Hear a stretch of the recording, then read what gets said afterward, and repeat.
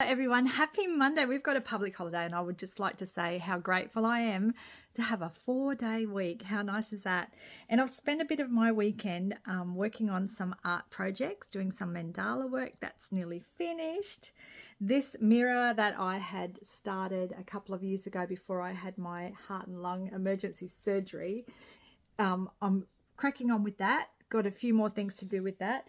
I have finished the diary. It looks beautiful, so beautiful, ready for 2025. And I've done my breath work, my meditation, my tapping, less than half an hour for those 3 things. And I've also got my journal out and written a couple of things in there that I'm grateful for. Anything that might have been making me feel a bit frustrated, there isn't anything. Things that I would like to be happening and things that I can do to make things happen. And it got me thinking today about happiness and our quest for happiness. And I want to share with you my turning point for becoming happy. And it started in my 30s. I was living a life of extreme anxiety and panic. I actually had panic disorder, agoraphobia. It was a struggle for me to leave the house. This is what I would do of a night time. I would sit awake at night time in a state of panic, worrying that my heart would stop and I would die, because a panic attack makes you feel like you're going to die, right? It's just awful. Once I sought treatment for my panic attacks, which was really just learning how to relax my mind and body, seriously, that's all it was. I began to see life feeling a bit more free, a bit more easy, and I was able to then start thinking, well, if I can do this, what else can I do to start to build happiness into my life? And I was a single mum. I was living with this crippling panic and anxiety, and for me, life just felt so unhappy. But the thing is, I was the one who had to make that connection to self and go, I'm in charge here and I'm the one who can make the change.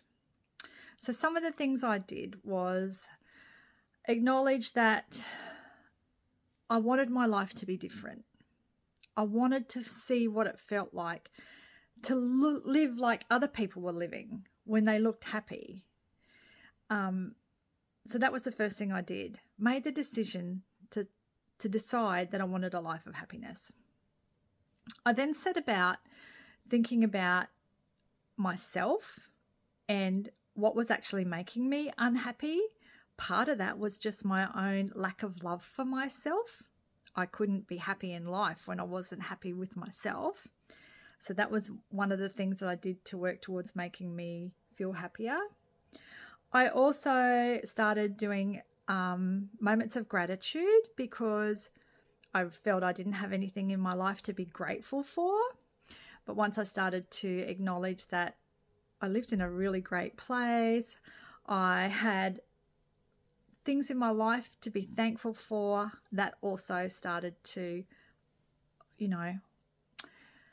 awaken my soul.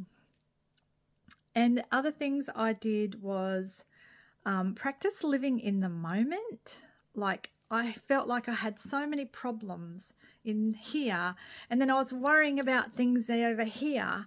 So this part of me right now, right here, where I was not living in the moment, seemed the most logical place to start to be. So forgetting about what I couldn't control in the past, forgetting about what I couldn't control in the future, and starting to control things that I could do right now. So that's some things that I did to start me on my happiness journey. If you've got any questions, please reach out to me, because I believe we all deserve to be happy. I don't believe that life is meant for suffering. We can absolutely have challenging times, but we can still be happy with those things happening as well. I feel like for the last, since my early 30s, I've lived this life of happiness. I've role modeled it.